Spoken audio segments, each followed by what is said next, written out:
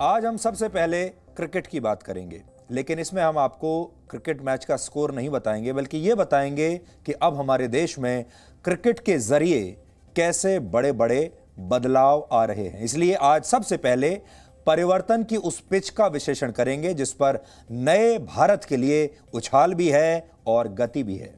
22 गज की इस पिच पर हमारा देश अब समस्याओं को सीमा रेखा के बाहर भेजने के लिए पूरी तरह से तैयार है और हम चाहते हैं कि आज से शुरू हुई भारत की इस नई और अद्भुत पारी को आप भी हमारे साथ लाइव देखें। हमारे आज के इस विश्लेषण का आधार है दुनिया का सबसे बड़ा क्रिकेट स्टेडियम, जिसका आज अहमदाबाद में उद्घाटन किया गया। अहमदाबाद का यह स्टेडियम 63 एकड़ जमीन में फैला हुआ है और इसे बनाने में लगभग 800 करोड़ रुपए खर्च हुए हैं। इस स्टेडियम में 76 कॉर्पोरेट बॉक्स और 3 प्रैक्टिस ग्राउंड्स शामिल हैं। यही नहीं, एक साथ 4 ड्रेसिंग रूम वाला यह दुनिया का पहला स्टेडियम है जिसमें 4 ड्रेसिंग रूम्स हैं। लेकिन आज हम आपको सिर्फ इस स्टेडियम के बारे में नहीं बताना चाहते। आज हम आपसे यह कहना चाहते हैं कि भारत में शक्ति का केंद्र बिंदु अब बदलने लगा है। भारत में बदलाव हो रहे हैं। स्टेडियम की बात नहीं है, उस बदलाव को समझिए जो इस स्टेडियम के जरिए हो रहा है। और इसके लिए सबसे पहले हम आपको उन 4 स्तंभों के बारे में बताना चाहते हैं जिन पर भारत का सामाजिक ताना बाना टिका हुआ है। हमारे देश का जो पहला स्तंभ है समाज का, जो सबसे ज्यादा प्रभावित करता है समाज को, वो है राजनीति। दूसरा है क्रिकेट, और इसीलिए क्रिकेट को भी हमारे देश में एक धर्म माना जाता है। तीसरा है सिनेमा, सिनेमा को सबसे ज्यादा प्रभावशाली माना जाता है। और चौथा स्तंभ है हमारे देश के समाज का धर्म। ये सबसे ज्यादा, ये 4 स्तंभ आपके जीवन को प्रभावित कर रहे हैं आजकल। भारत का समाज इन 4 स्तंभों पर टिका हुआ है और ये वो 4 सबसे महत्वपूर्ण और प्रभावशाली स्तंभ हैं जिनके बारे में हमारा देश चर्चा भी करता है और जिससे हमारा समाज प्रभावित होता है। और यहां ध्यान देने वाली बात यह है कि अब इन सब की शक्ति का केंद्र बिंदु धीरे धीरे बदलने लगा है, यानी इनका पावर सेंटर एक जगह से दूसरी जगह शिफ्ट हो रहा है। और यह बदलाव शुरू हुआ था वर्ष 2014 में, जब यूपीए की सरकार गई थी और नरेंद्र मोदी की सरकार केंद्र में आई थी। इस बात को 7 साल हो चुके हैं और 7 साल में अब आप सोचिए कैसे धीरे धीरे सामाजिक ढांचे में बदलाव आ रहा है। आज उस बदलाव की बात करेंगे। राजनीति का केंद्र बिंदु इससे पहले उत्तर प्रदेश हुआ करता था, लेकिन अब गुजरात पहुंच चुका है। पहले कहा जाता था कि उत्तर प्रदेश भारत की राजनीतिक दशा और दिशा तय करता है, लेकिन अब यह तस्वीर बदल रही है और उत्तर प्रदेश की जगह राजनीति का नया शक्ति केंद्र गुजरात बन गया है, जहां से प्रधानमंत्री नरेंद्र मोदी आते हैं, जहां से गृह मंत्री अमित शाह आते हैं। दूसरा स्तंभ है क्रिकेट, जिसकी शक्ति का केंद्र बिंदु अब मुंबई नहीं, बल्कि मुंबई से 500 किलोमीटर दूर अहमदाबाद बन गया है। एक जमाना था जब बीसीसीआई का पूरा केंद्र बिंदु पावर सेंटर मुंबई हुआ करता था। यह वो समय था जब भारतीय क्रिकेट टीम में मुंबई के खिलाड़ियों की संख्या सबसे ज्यादा होती थी। बीसीसीआई में जो ऑफिस बेयरर्स थे उनकी संख्या मुंबई से होती थी। मुंबई के वानखेड़े स्टेडियम से क्रिकेट का जो रिमोट कंट्रोल है वो वहां से बैठकर काम करता था और बीसीसीआई का जो पावर सेंटर था वो मुंबई था। लेकिन अब ऐसा नहीं है। अब बीसीसीआई का पावर सेंटर भी मुंबई से अहमदाबाद शिफ्ट हो चुका है। तीसरा स्तंभ है सिनेमा। कहा जाता है कि भारत में सिनेमा की जड़ें मुंबई में हैं, बॉलीवुड मुंबई में है, लेकिन अब ये जड़ें भी धीरे धीरे हिलने लगी हैं, कमजोर होने लगी हैं। और उत्तर प्रदेश में फिल्म सिटी के निर्माण की बात इसका सबसे बड़ा उदाहरण है। कई दशकों तक हिंदी भाषी फिल्मों का पावर सेंटर मराठी भाषी मुंबई में रहा है और अब इस पर सवाल उठ रहे हैं कि हिंदी सिनेमा एक मराठी भाषी शहर और राज्य में उसका केंद्र कैसे हो सकता है। अब इसकी शक्ति का केंद्र बिंदु भी दूसरे राज्यों की तरफ झुकने लगा है। और आपने यह भी देखा होगा कि हमारे फिल्म इंडस्ट्री में पहले एक ही विचारधारा के लोगों का पूरा उनका कंट्रोल हुआ करता था, अब वो कंट्रोल भी धीरे धीरे ढीला पड़ रहा है। भारतीय समाज का चौथा स्तंभ है जो बहुत प्रभावशाली है, धर्म। आज धर्म को लेकर भी लोगों की सोच बदली है। लोग अपने धर्म के प्रति ज्यादा जागरूक हुए हैं और धर्मनिरपेक्षता की परिभाषा को भी आज नए सिरे से व्यावहारिक बनाया जा रहा है। हमें 70 साल तक धर्मनिरपेक्षता की जो परिभाषा थी वो गलत बताई गई थी। धर्म के प्रति लोगों की बदलती सोच से ये बात स्पष्ट है कि इसे लेकर भी अब हमारे देश में स्थितियां बदलने लगी हैं। इसलिए ये 4 बदलाव अगर आप देखेंगे ध्यान से, इन सब चीजों में अब बदलाव आ रहे हैं। शक्ति के बदलते केंद्र बिंदु को आप इन तस्वीरों से भी आज समझ सकते हैं। ये तस्वीरें अहमदाबाद से आई हैं, जहां आज राष्ट्रपति रामनाथ कोविंद ने दुनिया के सबसे बड़े क्रिकेट स्टेडियम का उद्घाटन किया। उन्होंने अहमदाबाद में ही एक स्पोर्ट्स कॉम्प्लेक्स की भी नींव रखी जो 233 एकड़ जमीन पर फैला होगा, और मोटेरा का क्रिकेट स्टेडियम भी इसी का एक हिस्सा है। इस स्पोर्ट्स कॉम्प्लेक्स का नाम सरदार वल्लभ भाई पटेल स्पोर्ट्स एनक्लेव रखा गया है, जिसमें एक बोटिंग सेंटर होगा, वॉलीबॉल कोर्ट होगा, फील्ड हॉकी और टेनिस कोर्ट के लिए भी यहां जगह होगी, और 3000 बच्चे एक साथ यहां ट्रेनिंग कर सकेंगे, और यहां कोचेस के रहने के लिए भी अलग सुविधा होगी। सबसे महत्वपूर्ण बात यह है कि यह स्पोर्ट्स कॉम्प्लेक्स इतना आधुनिक और विशाल होगा कि इसमें ओलंपिक खेलों का आयोजन भी हो सकेगा। आप कह सकते हैं कि गुजरात का अहमदाबाद शहर अगले कुछ महीनों में देश की स्पोर्ट्स सिटी बन जाएगा, और इस स्पोर्ट्स सिटी में ही दुनिया का सबसे बड़ा क्रिकेट स्टेडियम भी है। और ये जो पूरा स्पोर्ट्स स्टेडियम है ये इतना आधुनिक होगा, इतना सक्षम होगा कि यहाँ ओलंपिक खेल भी कराए जा सकते हैं। यानी अब कुछ महीनों के बाद भारत ओलंपिक खेलों के लिए भी तैयार होगा। इस स्टेडियम का आज उद्घाटन किया गया, जिसमें देश के गृह मंत्री अमित शाह और केंद्रीय खेल मंत्री किरेन रिजिजू शामिल थे। और भारत और इंग्लैंड के बीच पहला पिंक बॉल टेस्ट मैच इस समय इसी स्टेडियम पर खेला जा रहा है। जब ये मैच शुरू हुआ उससे ठीक पहले इस स्टेडियम का उद्घाटन किया गया, और ये एक डे नाइट मैच है, टेस्ट मैच है, जो कि रात में भी खेला जाएगा। इस स्टेडियम में 32 फुटबॉल स्टेडियम समा सकते हैं, और इसमें 1,32,000 लोगों के बैठने की क्षमता है। 1,32,000। लेकिन हमारे देश में आज इस स्टेडियम की खूबियों की चर्चा नहीं हो रही। इस स्टेडियम पर लोग एक दूसरे को बधाई नहीं दे रहे। चर्चा इस बात की हो रही है कि स्टेडियम का नामकरण प्रधानमंत्री नरेंद्र मोदी के नाम पर क्यों रख दिया गया। कुछ लोग हैं जिन्हें बड़ी आपत्ति हो रही है। असल में पहले इसे सरदार वल्लभ भाई पटेल क्रिकेट स्टेडियम कहा जाता था, लेकिन अब इसका नाम बदलकर नरेंद्र मोदी क्रिकेट स्टेडियम कर दिया गया है, और कुछ लोग इसी पर सवाल उठा रहे हैं। यह भी कहा जा रहा है कि ऐसा करके भारत के पहले गृह मंत्री और लौह पुरुष सरदार पटेल का अपमान किया गया है। लेकिन सच यह है कि सरदार पटेल का नाम हटाया नहीं गया, बल्कि जिस स्पोर्ट्स कॉम्प्लेक्स का भूमि पूजन आज राष्ट्रपति ने किया उसका नाम सरदार पटेल के नाम पर ही रखा गया है, और यह स्टेडियम इसी स्पोर्ट्स कॉम्प्लेक्स का एक हिस्सा है। सरल शब्दों में कहें तो यह विशाल स्पोर्ट्स कॉम्प्लेक्स एक वृक्ष की तरह है, और इसमें कई शाखाएं हैं, और यह स्टेडियम भी उन्हीं शाखाओं में से एक है। आज सोशल मीडिया पर दिन भर यह बहस चलती रही कि क्रिकेट स्टेडियम का नाम प्रधानमंत्री मोदी के नाम पर रखा जाना कितना सही है। बहुत से लोगों ने इस फैसले का समर्थन किया, जबकि कई लोग इसके खिलाफ नजर आए।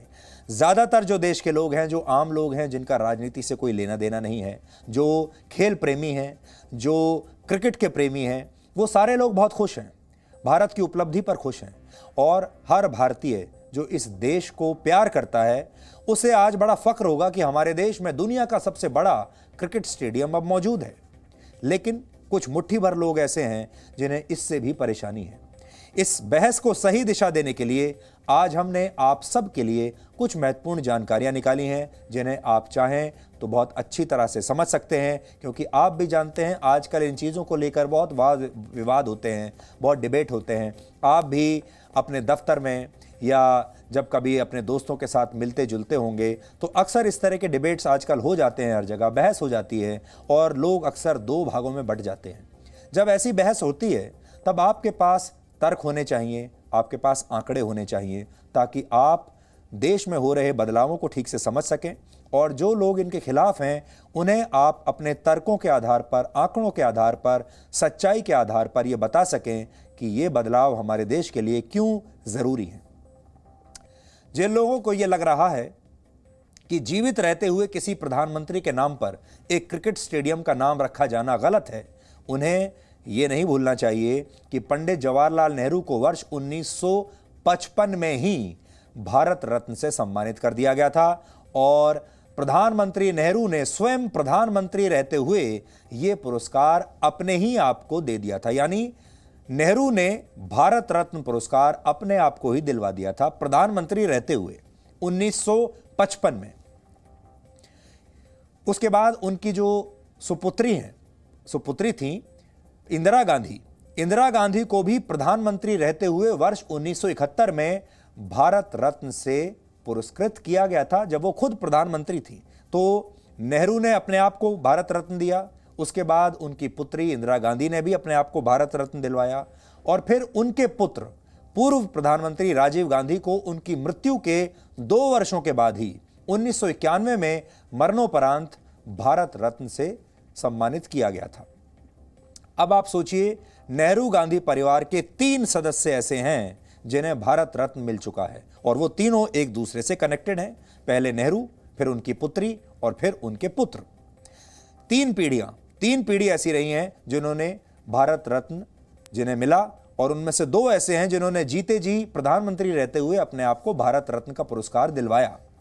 लेकिन क्या आपको पता है कि भारत के संविधान के निर्माता डॉक्टर भीमराव अंबेडकर और भारत के पहले गृह मंत्री सरदार वल्लभ भाई पटेल को भारत रत्न कब मिला था? डॉक्टर अंबेडकर को उनकी मृत्यु के 34 वर्षों के बाद भारत रत्न मिला था, 34 वर्षों के बाद, और सरदार पटेल को उनकी मृत्यु के 41 वर्षों के बाद मरणोपरांत भारत रत्न से सम्मानित किया गया था। क्या इनका योगदान भारत के इतिहास में, भारत के विकास में क्या कम माना जाएगा? लेकिन इन्हें इतना इंतजार क्यों करना पड़ा और क्यों नेहरू ने खुद प्रधानमंत्री रहते हुए अपने आप को तो भारत रत्न से सम्मानित कर लिया लेकिन सरदार पटेल को छोड़ दिया, डॉक्टर अंबेडकर को छोड़ दिया, फिर उनकी पुत्री इंदिरा गांधी को भी यह बात याद नहीं रही है। आज हम आपको यह भी बताना चाहते हैं कि अहमदाबाद के सरदार पटेल स्पोर्ट्स कॉम्प्लेक्स और नरेंद्र मोदी क्रिकेट स्टेडियम का नाम बदलने का फैसला केंद्र सरकार ने नहीं लिया है। यह फैसला गुजरात क्रिकेट एसोसिएशन का है क्योंकि एसोसिएशन ने अहमदाबाद में 233 एकड़ की जमीन पर बन रहे स्पोर्ट्स कॉम्प्लेक्स का नाम सरदार वल्लभ भाई पटेल रखने का फैसला किया, जिसका आज भूमि पूजन भी किया गया। अब आपको यह बताते हैं कि जिस देश के हर कोने में क्रिकेट के लिए दीवानगी भरी पड़ी है, जिस देश में क्रिकेट को एक धर्म समझा जाता है, सचिन तेंदुलकर को भगवान समझा जाता है, उस देश में क्रिकेट का पावर सेंटर कैसे अब एक राज्य की राजधानी तक सीमित हो गया है और इस राज्य का नाम है मुंबई और महाराष्ट्र की राजधानी मुंबई। ये अभी तक वहां पर पावर सेंटर रहा है। मुंबई की टीम पिछले 83 वर्षों में सबसे ज्यादा 41 बार रणजी ट्रॉफी का खिताब जीत चुकी है, जिनमें 15 खिताब इस टीम ने लगातार जीते। जीत का यह सिलसिला 1958 से 1972 तक जारी रहा, जो आज भी एक रिकॉर्ड है। 1932 से 2018 के बीच महाराष्ट्र के 78 खिलाड़ियों को भारतीय क्रिकेट टीम में टेस्ट मैच खेलने का मौका मिला। 78 खिलाड़ी एक ही राज्य से। यही नहीं, 86 वर्षों में जिन 292 खिलाड़ियों ने भारत के लिए टेस्ट क्रिकेट खेला है, उनमें से 162 खिलाड़ी अकेले महाराष्ट्र, गुजरात, पंजाब और तमिलनाडु राज्य से आते थे। यानी छोटे राज्यों के खिलाड़ियों को ज्यादा मौके नहीं मिले, ग्रामीण भारत के खिलाड़ियों को मौके नहीं मिले और जो छोटे छोटे शहर हैं उनके खिलाड़ियों को भी मौके नहीं मिले। भारत में अब तक एक ही बार वर्ल्ड कप का फाइनल मैच खेला गया है और यह मैच भी 2011 में मुंबई में हुआ था। हालांकि पिछले कुछ वर्षों में यह तस्वीर थोड़ी बदली है। इसे आप 4 पॉइंट्स में समझिए।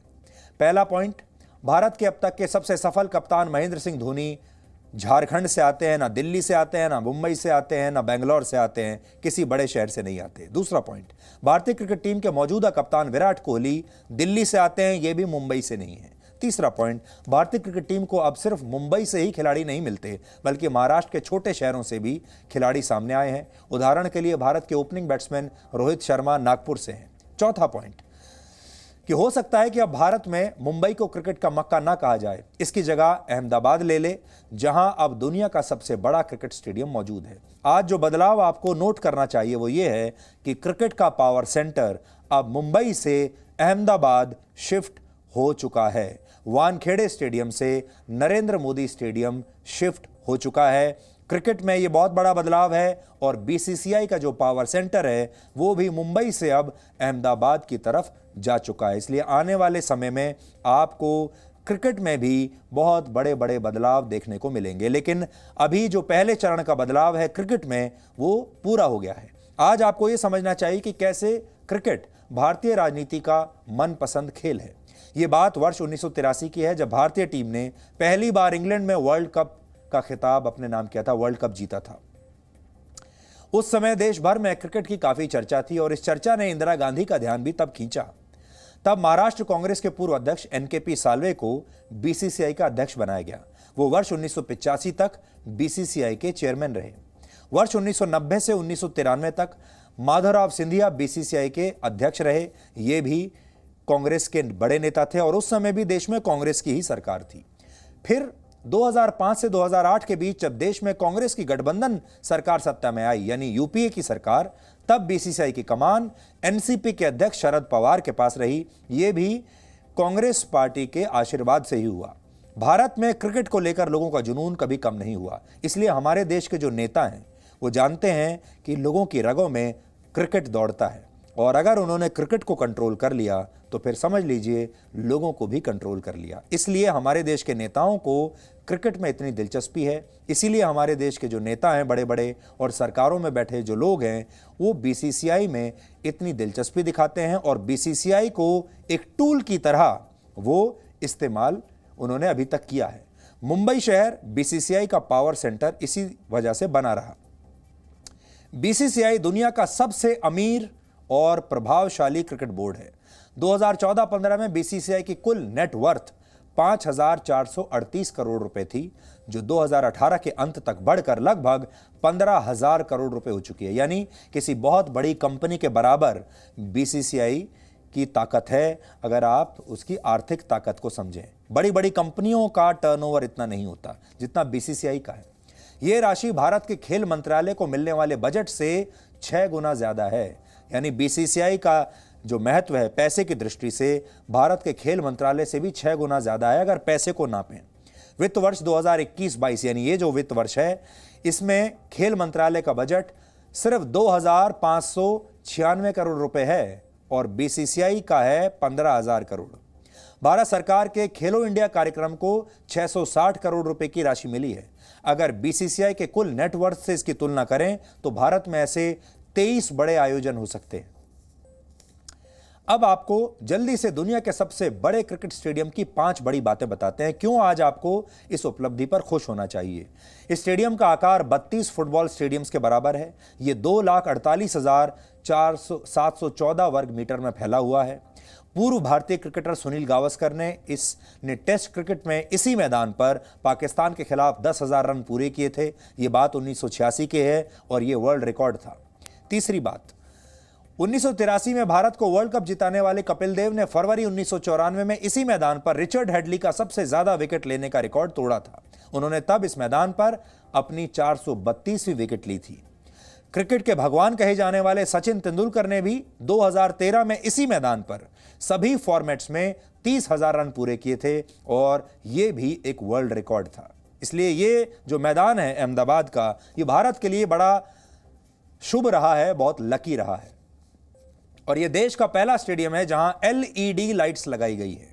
यह टेक्नोलॉजी की बात है।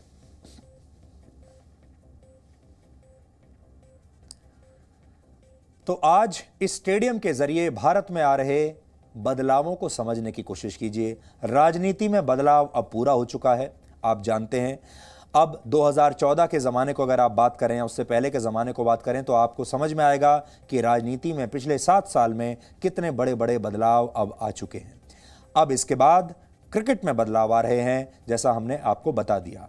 अब सिनेमा में बदलाव आने शुरू हो गए हैं और अगले कुछ वर्षों में आप भारत के सिनेमा में भी बहुत क्रांतिकारी बदलाव देखेंगे। 70 वर्षों से जो कुछ हो रहा था, जो एक व्यवस्था काई की तरह जमी हुई थी, अब वो व्यवस्था टूटेगी सिनेमा में भी। इसलिए सिनेमा भी भारत के समाज पर अपना बहुत असर छोड़ता है, इसलिए वो भी अब बदलेगा और धर्म भी अब हमारे देश में बदल रहा है। धर्म को लेकर हमारी जो जिस तरह की सोच हुआ करती थी, हमारी जो जागरूकता थी वो बढ़ रही है। खास तौर पर धर्मनिरपेक्षता नाम की जो दुकान चल रही थी राजनीति में, अब वो दुकान में भी अब आप देखेंगे उसकी दीवारों पर भी अब दरारें आने लगी हैं। इसलिए ये बहुत बड़ा बदलाव का सूचक है जो आज हमने आपको बताने की कोशिश की है। ये स्टेडियम सिर्फ क्रिकेट का नहीं है, ये मैदान सिर्फ क्रिकेट का नहीं है, ये बदलाव का मैदान है। और अब इस मैदान पर नए नियमों के साथ नया खेल